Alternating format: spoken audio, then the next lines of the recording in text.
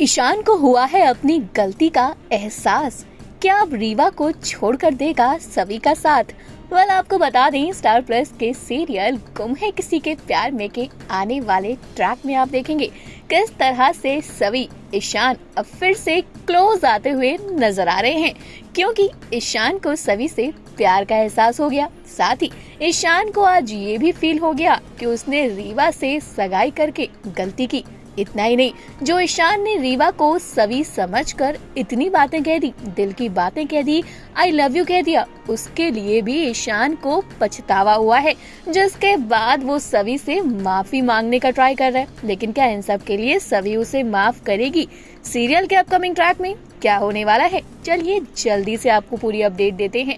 भाई, शो में आपने कल देखा किस तरह से ईशान और रीवा दोनों की सगाई हो गई, जिसके बाद वो ढाबे वाला सीन आया, जहां हमने देखा किस तरह से सबके सब बैठे थे तो सभी का दिल टूट गया, क्योंकि यहाँ ईशान जो है उसे लगता है कि रीवा नहीं बल्कि सभी खड़ी है, और वो रीवा को सभी समझकर अपने दिल की बात कहने लगता है। क्योंकि आप तो जानते हैं कि मंदिर में भगवान के सामने ईशान को ये फील हो गया है कि अब रीवा के लिए उसके दिल में कोई फीलिंग्स नहीं है, सिर्फ और सिर्फ अब वो सभी से प्यार करता है।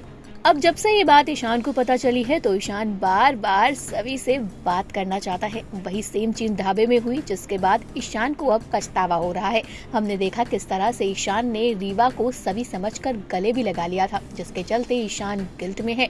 अब ईशान घर वापस आया है, जहाँ कहता है कि पता नहीं सभी मेरे बारे में क्या सोच रही होगी, पता नहीं उसे कैसा लग रहा होगा कि मैंने उसके सामने ही रीवा से अपने दिल की बात कह दी, जबकि मैं सारी बातें तो सभी से कहना चाहता था। वही बात करें रीवा की, तो रीवा तो भाई बहुत खुश है। जब वो वापस ईशान के साथ घर लौटी थी तो हमने देखा किस तरह स्वाति के सामने वो हंसे जा रही थी। स्वाति ने पूछा भी कि क्या हुआ रीवा, इतना खुश क्यों हो? तो कहती है खुशी की बात ही है।